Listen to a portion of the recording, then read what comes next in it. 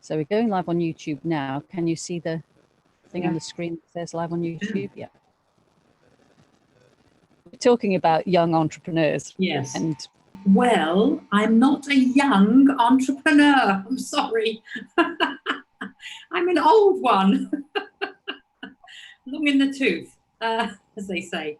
But, you know, I've been what they call an entrepreneur for, I can't even think how many years, but a lot of years. Because even though I have a profession, because I'm a teacher, I started off as a teacher at one stage many years ago. I was still looking for something. I was still wanting to do other things. I just had my head full of different ideas.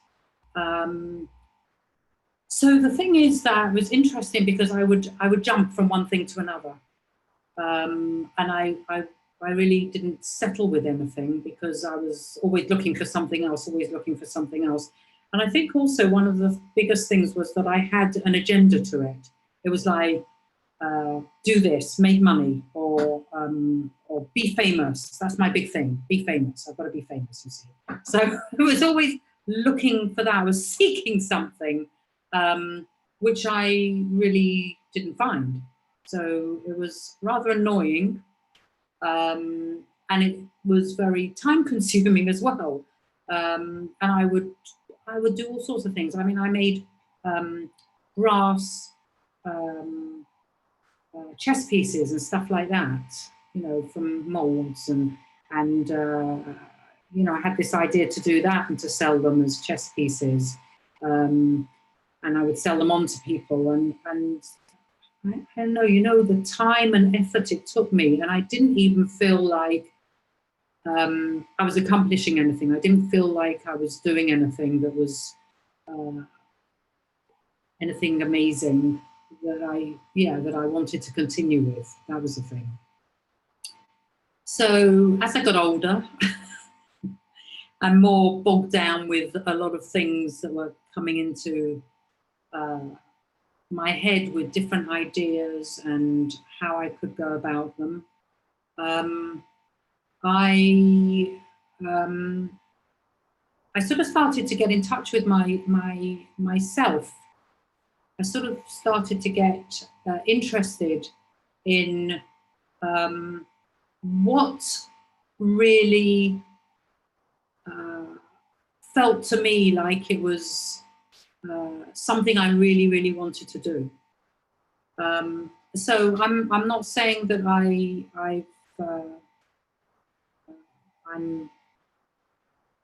an expert in this field, because I'm definitely not. I'm still learning, which I think is the best fun, because I love to learn. But I came across the 3 principles, or as some people call it, innate health. Or I just learned, actually, it's called innate health, and then they called it 3 principles. But anyway, that I go, sorry about that, to go off at a tangent sometimes. But I discovered that some really interesting things. I discovered that, for example, I felt sometimes like I didn't have the courage to do something that came into my head. I felt like I wasn't worthy to do something because, oh, that was too grand an idea. I felt like everyone might laugh at me because that's a ridiculous thing to do. I laugh now in a way, because I have children who I can see are entrepreneurs. They just are creative. They are loving different ideas that come up in their mind, but they are much more focused, I'm going to use that word at the moment, on what, I don't know if this is an international word or not, but for saying, but what floats their boat properly.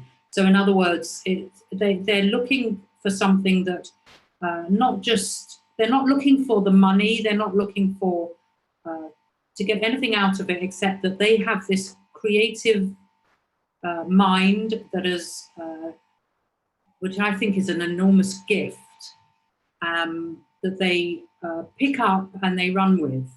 And the most wonderful thing to me is that if it doesn't work out, it just doesn't work out and they move on. But what I learned when I first heard about the 3 principles was that I could have fear of something, of fear of it not going well, of people not wanting to hear about this idea. For one reason or another, it could be multiple reasons that it didn't work out.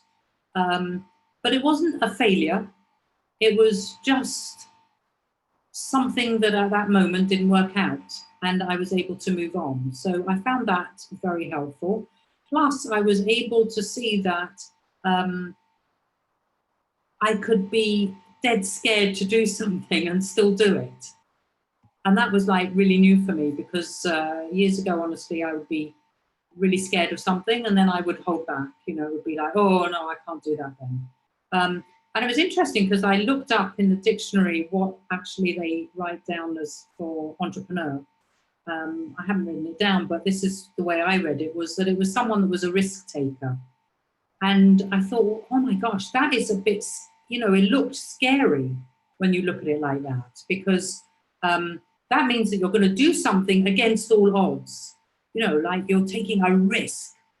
But I don't see it like that at all. I just see it like, wow, you've got an interesting idea. Let's see if it's going to be of service to someone, and if someone might like it. And if it doesn't, then it doesn't. And, you know, I can move on, as I said.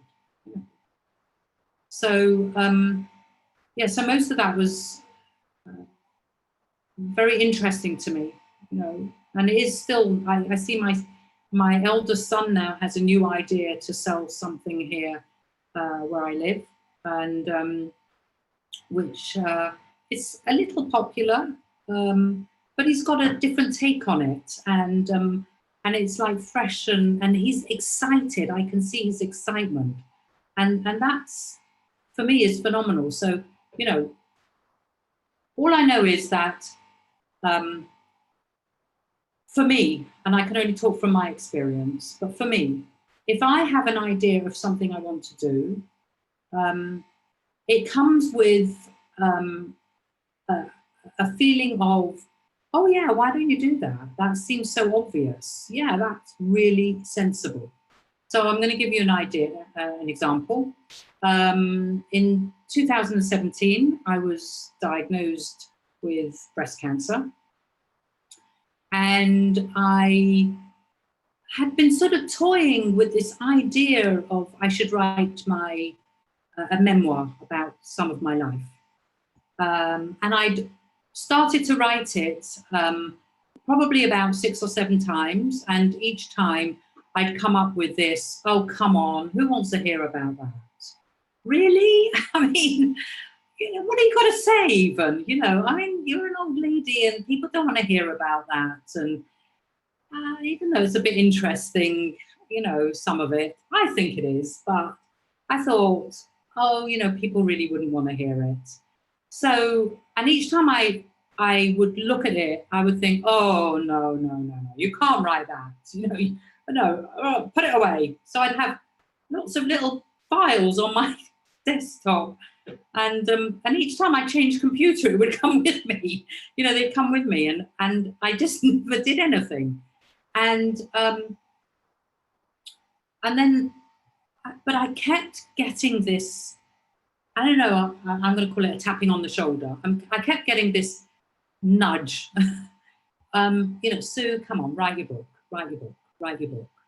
And I really never took notice of it. I thought, well, oh, you know, what do you know? What do you know? You know, people just aren't going to want to even spend money on it. I mean, you know, tell your story, okay, but to get something money for it as well, that's really crazy, isn't it?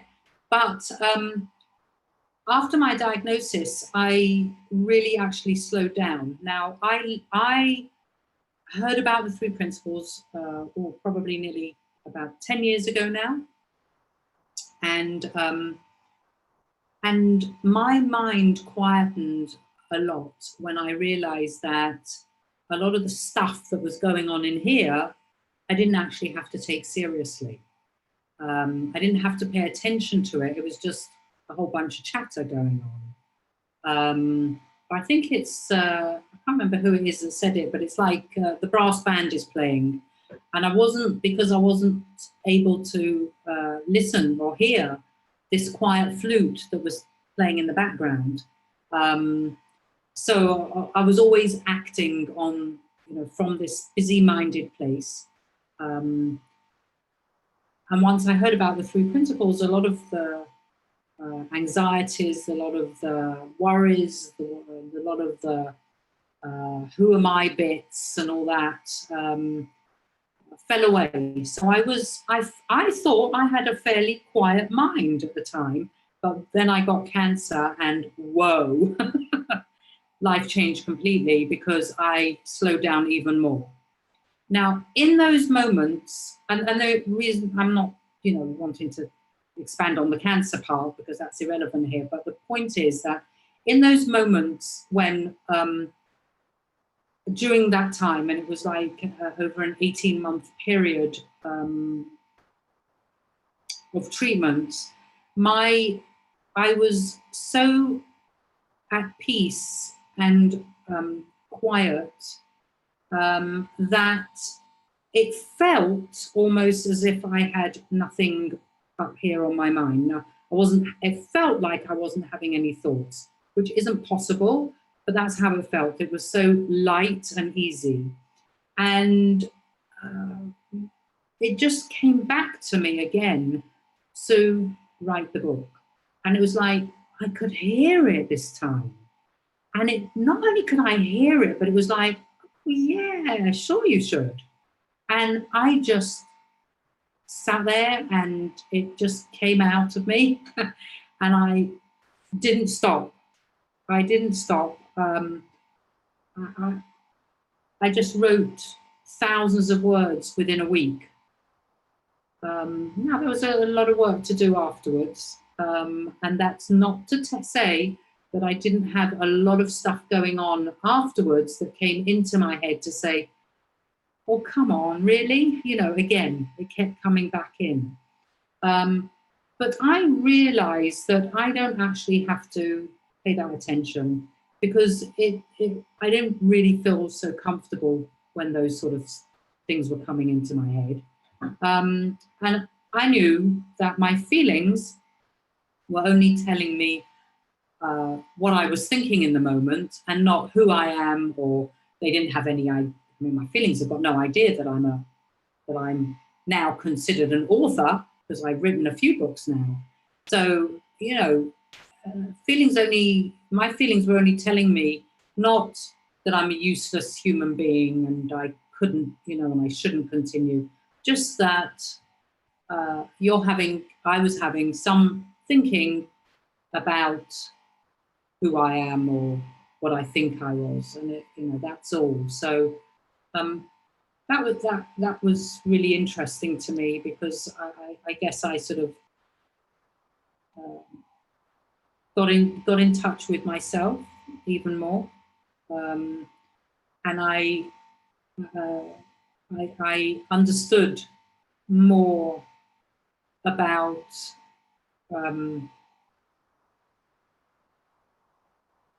how life has been working all the time. And although I sort of knew it to a certain extent, I just went deeper into that. So, and knowing that, that we have this huge misunderstanding, and that's all it is.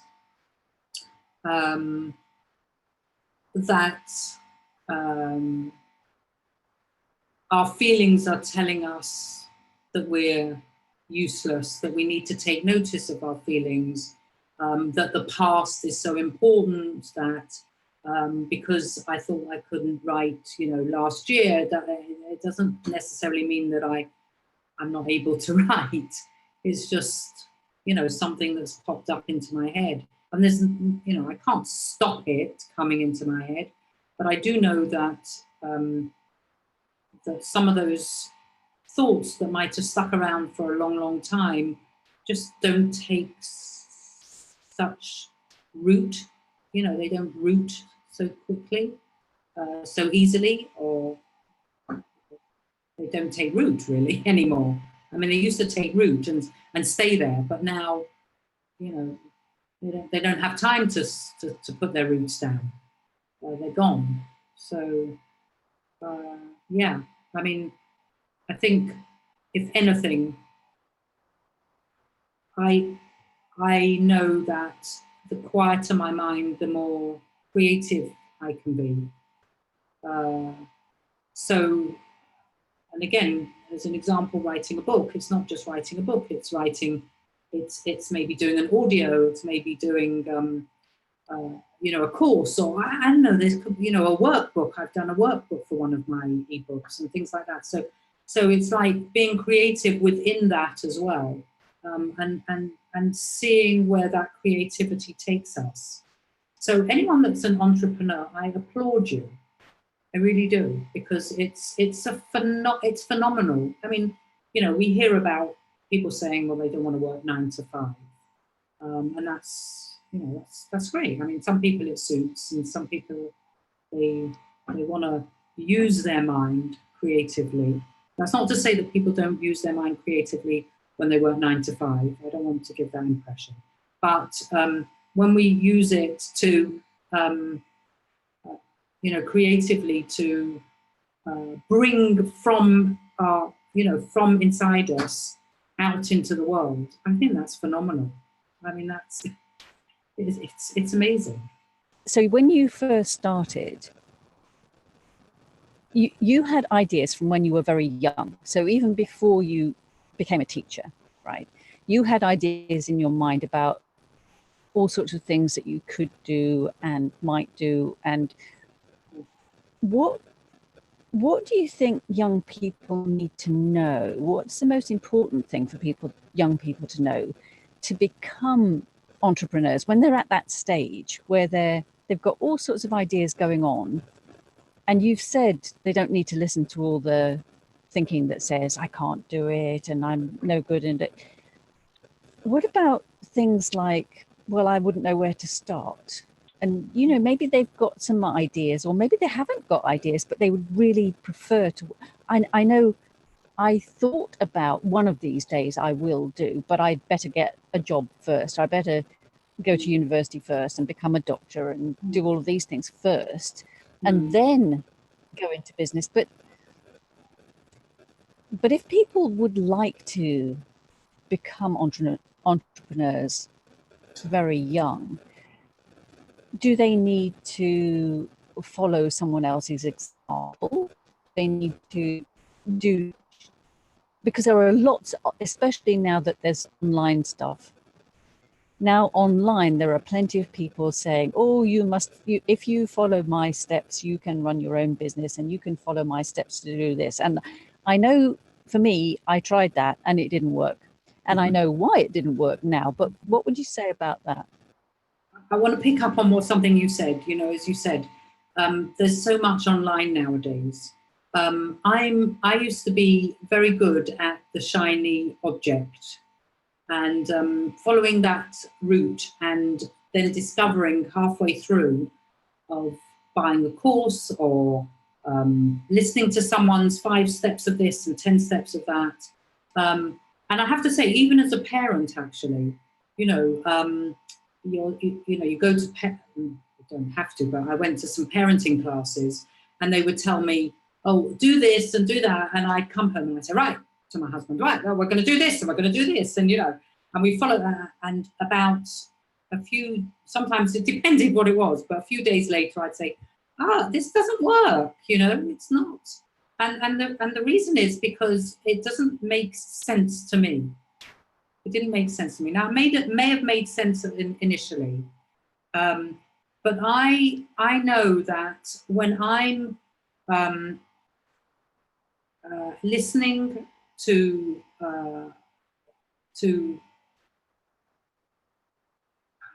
how can I say this? When I'm listening to myself, not what's up here, but when I'm listening deeply,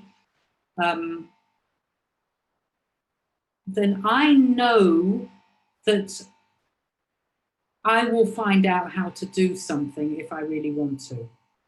Now, I'm much older, okay? I'm in my 60s.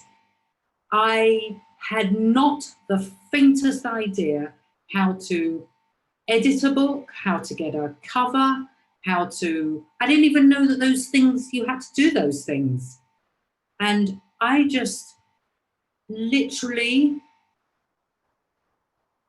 listened to a few people and then took what made sense to me. And then I followed through with that. So I was making my own experience of something rather than following someone else's experience, because their experience works for them and it doesn't necessarily work for me. So, and then there were more, there were more things as we went along. I think that, in this day and age, to be perfectly honest with you, young people are so amazingly blessed, lucky, whatever you want to call it, that there is the internet and there is everything out there. But we can get so caught up with everyone else saying, yeah, come here, 5 steps to this, as you said, and 3, do this, and, stand on your head and you'll become this, and you can, earn that, and I can get you 10,000 email subscribers or something in 30 days and all this, and it bombards you. But I do know that when that keeps bombarding me, when I keep seeing it, then I just need to take a step back for a start, because it's like, whoa, my head gets too full of it. So I know that that's not going to be helpful to me. I know that my decisions, for me, and it doesn't mean I don't make decisions when I am in that place, but for me, I'm better off to make decisions, to look in the right direction when I've got a quieter mind, when I'm in a different place, when I'm not being bombarded. And if that means I need to go out for a walk, if it means that I just need to step aside from the computer, if it just means I need to talk to someone about it and see what someone else has to say, not that I'm necessarily going to take on board what their suggestions are, but if I look at them that they may be just suggestions, and maybe something will come from that. I have had ideas from speaking to people, and it's sort of catapulted off to something else, and I thought, oh, that's what I need to do. And they didn't say what I need to do. They were talking about something a bit different. So, and I think what I really, really like to say to people is that, you have everything inside of you. You do know what it sounds a bit big-headed in a way, but you do know everything. You do know. Now, you may not know the intricacies of everything, and you may need knowledge, information to help you along the way, but you know what you need. I mean, I don't know. I just I didn't know about editing. I had some sort of vague idea that people edited books, but I didn't know the different types. So I needed the information, and then I was able to make an informed decision, but from a place of quiet and a place of being quieter, let's say that, from a place of more clarity than having such a blah going on in my head. Actually, one thing that struck me was the way that you said the difference between when you heard that voice saying, write the book, and it was always there. And that's what I've noticed too, is that when I follow that voice, which is not really so much of it's not necessarily a voice, it's more of a feeling. Yeah. When I follow that, you know what to do. Yeah. Rather than all the chattering that says, oh, no, you can't do that. And, oh, no, you mustn't do that. And it can still be there. But now, like you said, you just don't take any notice of it anymore. So it seems quieter anyway. Yes. But when you realize that that is not your guidance, that's not who you really are or what you really are. That's just stuff that we've learned to listen to, and we don't need to listen to it. That really struck me when you said that. Well, I was hearing it all the time, but I didn't. But all the other stuff I was listening to, and then when I stopped listening to that, it became much more obvious. And we all have that. Yeah. We all have that. But when I at one stage when I decided I was going to run an internet business, I was following all of, like you said, following all of those courses, and I was like, well, why is this not working? And it wasn't working because it wasn't really what I wanted to do. You know, it just wasn't me. Mm-hmm. Each one of those things, it was like my heart wasn't in it. That's what it. Yeah. Your heart has to be in it Yeah. for it to be really successful, I think, and that's been my experience and what I've seen. And then don't listen to the voices, all like you said, that, oh no, but that won't make me any money, and that won't make me famous, and that won't. Just see. You'd be surprised. You'd be very surprised at what turns out. Yes. And just because some people are being bloggers and some people are writing books, you have your own ideas, like you said. You have, and all of your children are doing different things, are they? Yeah, I mean, none of them have written books yet, so yet I say. Yes, I mean, they're doing stuff like, you know, biltong, and, you know, they're actually dehydrating meat on their own and making their own spices and stuff, which is really fun and interesting. This is my eldest son in particular, and he's like flying with it, because he just, I can see there's like, if you look in his eyes, it's like he's come alive. It's like bling, you know, there's like a sparkle there that is like, I'm just enjoying every minute. So, and I think it's so important to say that, yes, you're right, that if we follow that, as we call it, the voice, but as we know it isn't, but that feeling of, oh yeah, that's what I really want to do. You know, that is, that makes sense to me. And if we, point our nose in that direction when we get all that stuff in the head, then we come back and we get centered into, that's what I want to do. But there are times when, and I have done things. I made a course and it didn't do very well. But okay, I learned from it.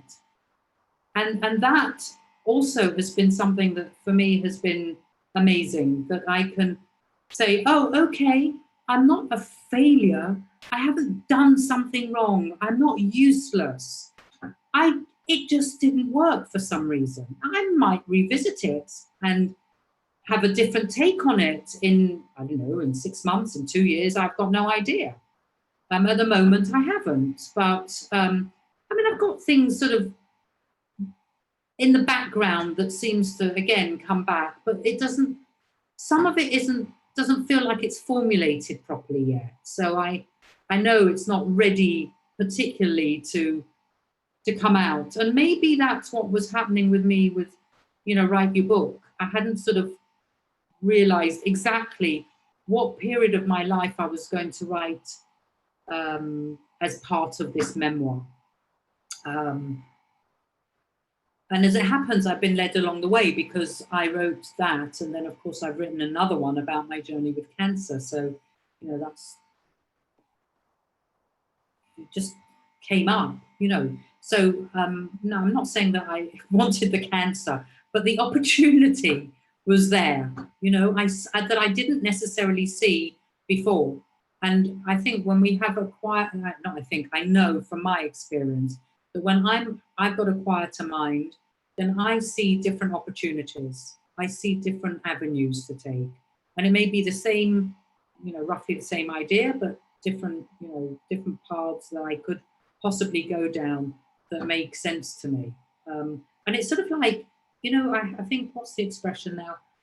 When you need to learn something, the teacher sort of arrives, there for you. And I have found that when I've not been seeking something, been looking for another course, not looking to how to do this, suddenly I get an email and I think, oh, wow, that's so interesting, because I was just thinking I need that would be helpful for me, you know. And no one knew that. So I mean, it was up here, you know. So yeah, but I do want to stress that no one is a failure. You know, no one is a failure just because it didn't work out this time. Um, you know, and maybe it just needs tweaking, or maybe it just needs a step back. But yeah, it is. It's all to do with, definitely to do with the feeling, and that's what I was talking about before. Was and it sounds a funny thing to say, but listen for the feeling, because you know, how do you listen to something that you feel, or feel for the feeling? Well, I don't know, you know, whatever words you want to put to it, but observe, be curious with that. I know, stupid example, but it just popped in my head. I was opening a can of mushrooms, and I had this voice, or whatever, you know, this feeling, you know, so don't put your hand in, turn it up and over and empty the can. And I took no notice, and I don't even know why I did it, because it's so unnecessary. Why would you put your hand in a can to take the mushrooms out? Anyway, whatever. That's what I kept on doing. And I kept ignoring this, you know, this, definitely this voice, this, that kept saying to me, you know, come on, hello, don't do that. You're going to get hurt. And sure enough, I got hurt.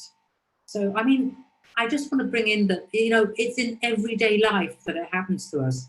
And we just, I think that we've been taught so many different other things than how life really works, that we get caught up in stuff and we think that it works a different way. And therefore we believe that, well, you know, well, that's not telling me that. That's, we don't need to, I don't need to take notice of that. That's a, which I was doing at the time. So yeah, I'm a human being. Phew. It's also interesting, isn't it, that we get taught that some people are the ideas people. Some people have all the ideas. Not everybody can be an entrepreneur, because not everybody has the ideas. And there are, you know, when you do those tests to see which sort of person you are, Yeah. and some of these people have ideas and some of them don't, and some of them are much more practical, and but actually we all have access, like you said, we all have access to that. We all have that there. It's just we've been taught not to listen to it. Yes. We've been taught to listen to all the chatter in our heads instead of listening to our hearts. And it's obviously not the physical heart, but what's in our heart or soul or whatever you want to call it. And when people realize that and don't take any notice of what they've been taught, because when you're little children, when you look at little children, I love doing that, because they don't stop and think, what should I do and what sort of a person am I, and oh no, I can't do that because I'm not that sort of a person. They all have ideas. They all think, oh, I'm going to do that, or they don't even stop to think about it. It's not that sort of, they just do what they feel like doing. They always do what they feel like doing. And someone may say, oh no, you can't do that and you mustn't do that and whatever, but they automatically just go by what all children go by what they feel like doing initially, until they're told they can't or they shouldn't or whatever. So we all have that. Yeah, very sad, but we all have that. We all are entrepreneurs from when we're born, aren't we? Yes. Basically. Oh, 100%. You know, I mean, I'm very lucky in a way that my eldest son actually, and his wife and 3 of my grandchildren are living with us at the moment while they're having something built for them. And so I observe my grandchildren all the time. So they're sort of 6, 4, and 2. So they're really interesting. Now I can see that the 6-year-old already started, you know, having these, you know, I can actually physically see it in his face when he starts to get angry. You know, his face literally looks different when he starts to get angry. And I'm looking and I'm thinking, wow, he's got a lot of, you know, a busy, angry thoughts you know, and then he may react by shouting or you know, punching the wall or whatever he does, you know. I mean, as it happens, it's been interesting because since they first came, he's quietened down a lot, which is good. Now, the 4-year-old, for example, is absolutely hilarious. Yesterday, he came home and he was walking up the road from his nursery with his shorts, because it's very, very hot here. And he was walking back with his shorts down to his ankles. And he was laughing his head off. He thought it was the funniest, best thing ever, that his shorts were falling off and that everyone could see his underpants. Now, can you imagine that happening to an adult? And all the thinking we would have about that and what everyone might think of us and how it would look. And he had no inhibitions. It didn't matter to him.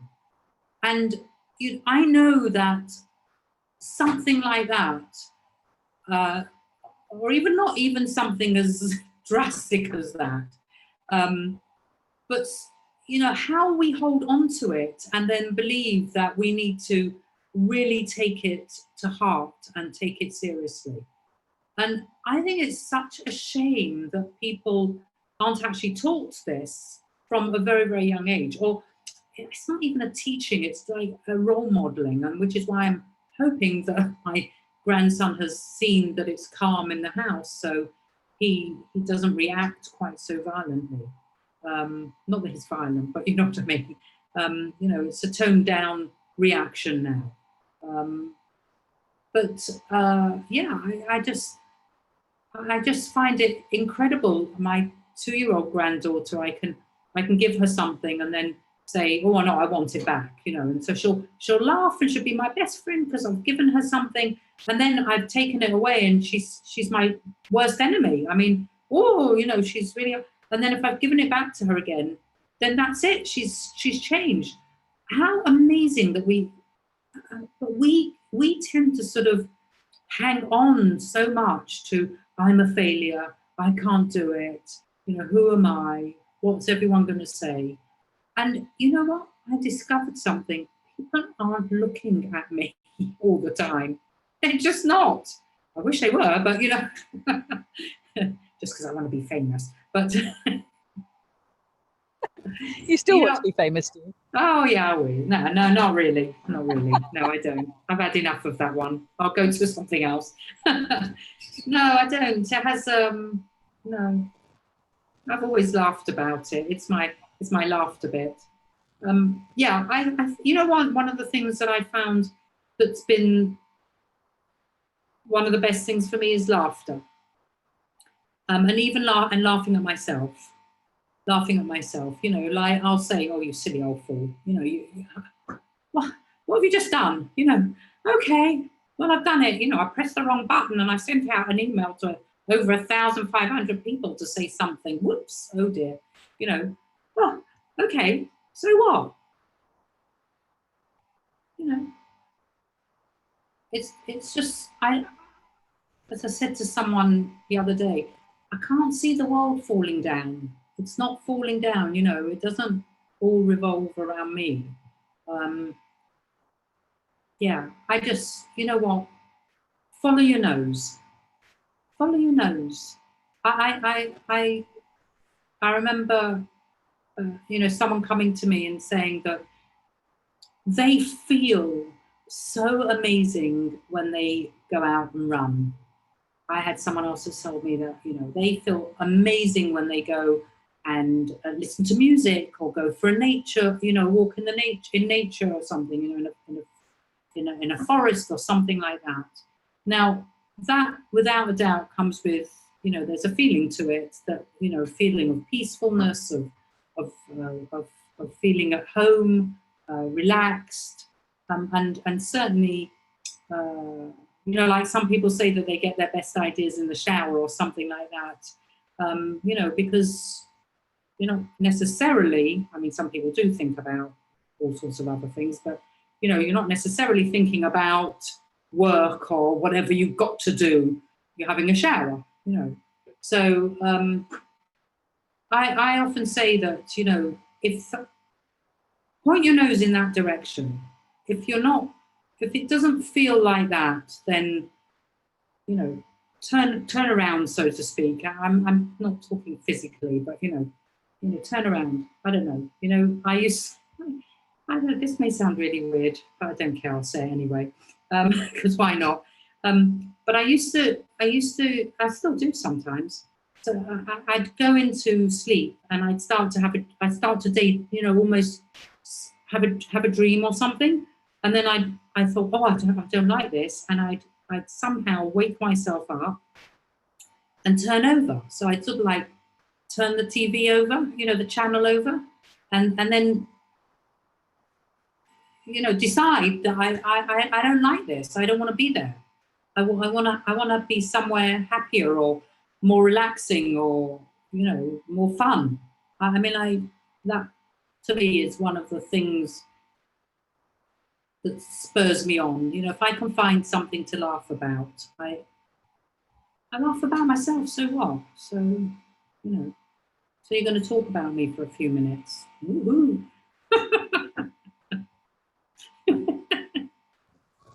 Yes, that's another thing that we've been taught, is to take life very seriously.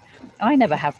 Well, I say I never have, but actually, one of the things that people do take very seriously is money, and that's also partly why people are, and young people in particular, are maybe put off becoming entrepreneurs, because one reason they might do it is because they think, oh, I can make lots of money doing it. That's great. And another reason they might think, well, maybe, you know, it's big risk. But what is to risk?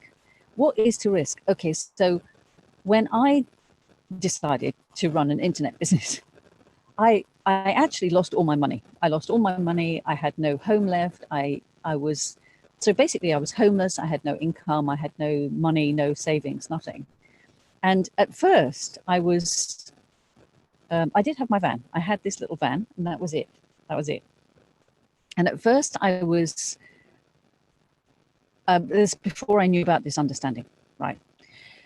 And I was really into positive thinking, and I was trying my hardest to think positive, which is not easy to think positive when you're in that situation, right? Mm-hmm. I had all this thinking about, oh, this is terrible, and you're a failure, even though I was trying to say, no, you're not a failure. It didn't work, right? You're a failure, and what is everybody going to think of you, and how are you going to live, and where's the money going to come from? And at the same time, there was still a part of me that knew everything was okay. Mm-hmm. When I look back now, I can see that there was still a part of me that knew that everything was okay, that everything was going to be okay, and because I believed in all this positive thinking and staying in a positive energy, I made myself go and walk on the sand dunes and go and walk on the beach, which are the things that when I do those things, I'm not in my thinking, but I thought it was because I was positive thinking. Mm-hmm. Mm-hmm. Mm-hmm. It's only looking back I can see, actually, no, it was because, like being in the shower, I was walking somewhere in nature, and I wasn't listening to all of that stuff that was telling me, oh, this is wrong and this is bad and you shouldn't be doing this and you should be doing that and it's never going to work and whatever. And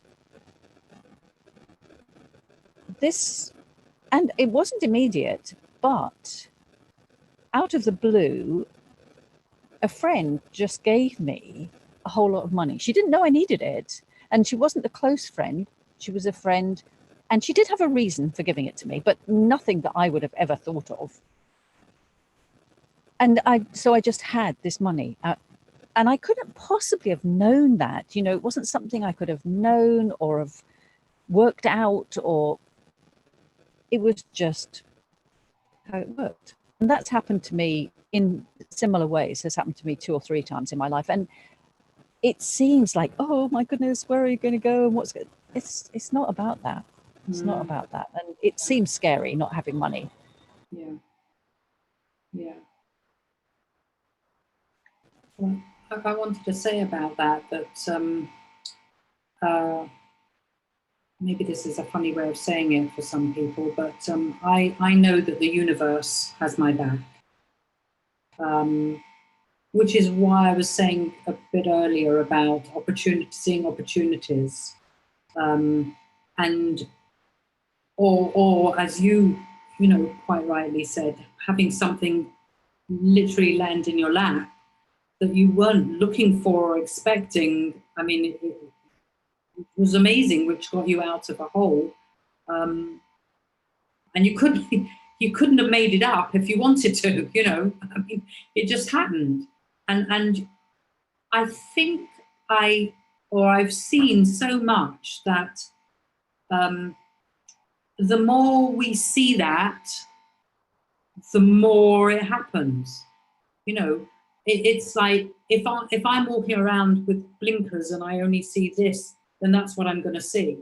But when I take them off, I can, there's a whole load of stuff that I haven't seen before, and I think also that we almost take for granted the little things that happen, and sometimes they are only little things, but we just take them for so much for granted, and we don't realise. Now, when it comes to money, obviously, I know it's a concern, and when I started with some of my ideas, I did it when I was single, and now I'm married, and I guess in a way, for me, people might say, well, you've got a husband to support you, but it doesn't work like that always, and sometimes two people need to work. But I just know that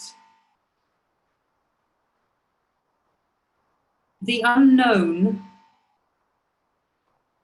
looks frightening. But let's face it, we put so much on money and the meaning of money, but what is it really? It's just an exchange. And years ago, they didn't have pieces of paper or bits of, a coin, bits of metal. They had rice or grain or coal or whatever it was, or salt, to give to each other. But we put so much on money. And yet, amazingly, if we step back out of it and I can't say don't, but if we look at it that, if it's right, it will come, it will be there, which is what happened to you. I needed to edit my book. It cost a lot of money. It really does. It I can't say appeared, but I had an idea of how to get the money. Now, if I was sitting here thinking, well, how am I going to get the money? And it's, oh my goodness, it costs so much. And, I might never have done it. So, look, I know, I appreciate that the unknown is pretty scary. It takes us out of our comfort zone. But that's when I laugh the most, because it keeps me sort of sane, It can be scary, yes, but yeah. But at the same time, that's only listening to a voice that says, "Oh, this might go wrong, or that might go wrong." Yeah. And even if those things do happen, so what? Really, it's. Yeah. I see it more and more now that since I've understood the three principles, I see more and more that I am not my physical body, and not just the physical body. The physical body is that I am spirit, whatever you want to call it, having life through the physical body, having an experience through the physical body, like wearing a virtual reality headset, so that the human body is like a virtual reality headset, and it's much more fun that way. much more fun, so that all the experiences are like when you put on a virtual reality headset, you sometimes program it to have scary things. You know, you have scary things go on, don't you? And it's like, or you go and explore the world, or you do fun things, or but like when we go to the cinema, we like to have scary experiences, and we like to. So if the whole of life is like that, why not just enjoy it? And yeah, unfortunately, we have up until now been taught to take all of this seriously, rather than it's just a game. It's just a game. Yeah, yeah. Actually, you made me laugh when you talked about visual reality, you know, headset. So I'm a much older mother. I didn't marry till I was in my 30s. So some of my children are still quite young. And one of them, he's really into all of this. So he asked me, you know, come on, mum, you've got to look at this. And he sat me down, and he put this thing over my face. And I had to take my glasses off. That was pretty scary for a start. Because how am I going to see? How am I going to see? But I was giggling about it. But the giggle was like, oh, you know, I'm a bit frightened, you know. And then he started. I was on a roller coaster.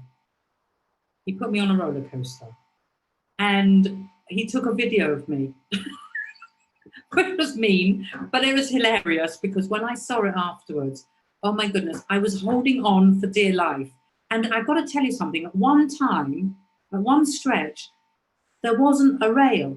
I wasn't on a rail. So I went from one part across in air to another part.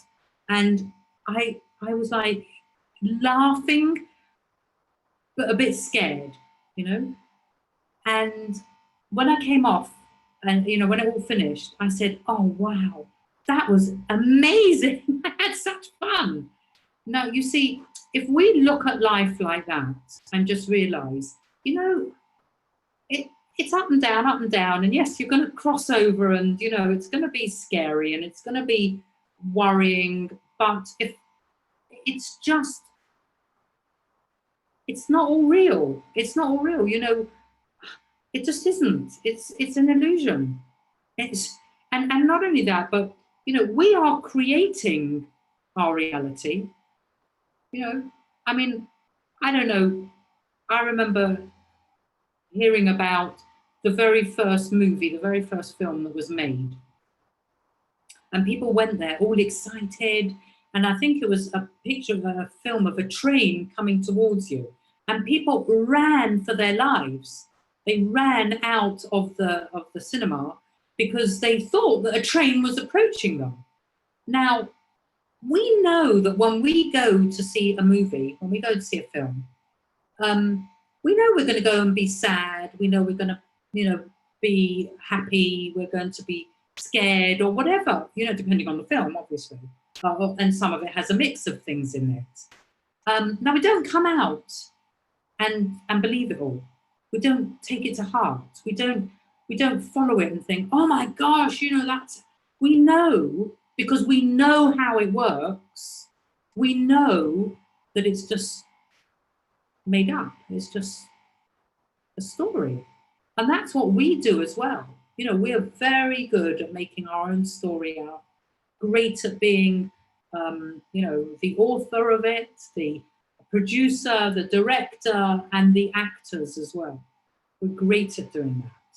So, I don't know, it's just sort of grounds me a bit when I realize I don't have to take all of it on board. You know, I don't have to. I'm okay, and even when I'm not okay, I'm still okay, because, as I said, and well, as you said quite so nicely, you know, yeah, sure, things are scary, but we're still okay. You know, we have everything that we need inside of us. We do. We're not broken. We're not flawed. We're just a complete, perfect, creative human being. And certainly even more creative when we have a quieter mind. I was just that there was a brilliant example of that on the somebody made a video and put it on. I think it was Facebook. I saw it on, actually. I don't know if you've seen it, but there was a father made his little girl, and she was a tiny tot. He gave her a virtual reality experience, but not with a virtual reality headset. He put her in a linen basket, a plastic linen basket. Oh, yes, yes. Have you seen it?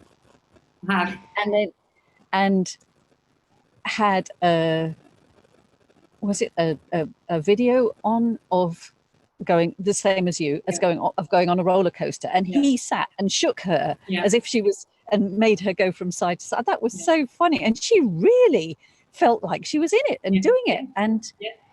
And it's obvious looking from the outside that none of that was real at all, but that's exactly like our human experience. It seems so real until you see that actually that's not how it works. So but it makes life fun. Yeah, absolutely. So if we take being an entrepreneur as a young person, if we take it as being a game and as fun, and following what's fun rather than doing what other people tell us to do. Yes.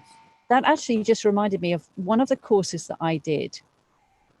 There was a young man who was who had come from nothing and made himself very, very successful online. And he was teaching other people this course of how to do it, how he'd done it. And what was funny was he had these steps that you do, but he also told you, if you listened, he also told you that actually the biggest thing for me, I get all my ideas, he said, when I go out for long walks in the mountains, and when I'm really quiet, when I meditate. And he actually did say, this is how it works. But of course, nobody was listening to that part. Everybody just wanted the steps to do it. Yes, yes. And he tried to tell people that actually. And what was also interesting was that the people who went and spent time with him, like people who went and spent time with Sid, for example, people who went and spent time with him, all of a sudden became much more successful. Right. And it was obvious from listening to what had happened that it was nothing to do with what he had told them to do. It was being around him, calming down, having fun, being in the moment, and being themselves, because that's what he was also teaching them to do, was listen out for your own wisdom, listen out for what it's teaching you to do. So that's really nice. And I think that sort of puts it really nicely into, into perspective, doesn't it? Because, as we both said, really, that, we can follow other people's steps, but those steps are good for them. And it doesn't mean that it won't work for you, and it might, but their steps or ideas or techniques, strategies, whatever it is, that worked for someone else. But following our own, listening to ourselves, following our own, I'm going to use common sense. And I love that word, because it's just common to everyone. It's just sense that's common to everyone. And just following that is not going to get you into trouble. It just isn't. Just know that you have that always inside you. I think as we were saying earlier, with my grandchildren, for example, you start to see as they grow up that they put, I mean, not just them, but everyone, we put on masks, we put on things that we think that other people, expect of us, and we may even behave differently to different types of people that we're with, because this one expects me to be this. So we're putting on masks and veils all the time.